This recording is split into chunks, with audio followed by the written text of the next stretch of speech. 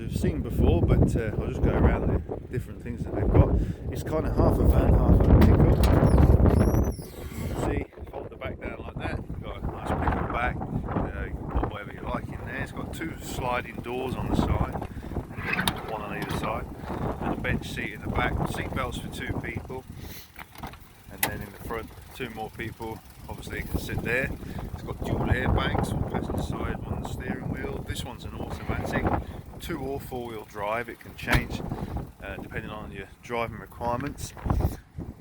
Open this one. See, it's got like you can walk through it. Then in the driver's area, it's done 21,000 Ks. It's not very much. It's about what is that? 13,000 miles, something like that. 14,000 miles, maybe not even. And not bad wear on the gear shifter. Steering wheel still in good nick. If I press this button here, it's just there. You switch on the 4-wheel drive. Light comes on now. Now you're in 4-wheel drive. It's got air conditioner, heating, cooler, so you can keep warm, keep dry, keep cool.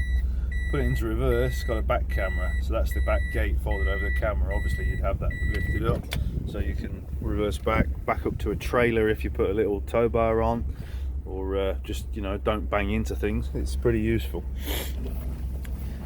This one is a, I'll try to find out the year now. Have a look here. Not so old, I think.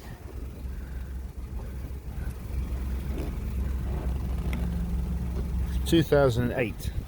So it's about 12 years old, but condition still pretty good. As you can see, it's been changed from white, but they've made an alright job of painting the outside.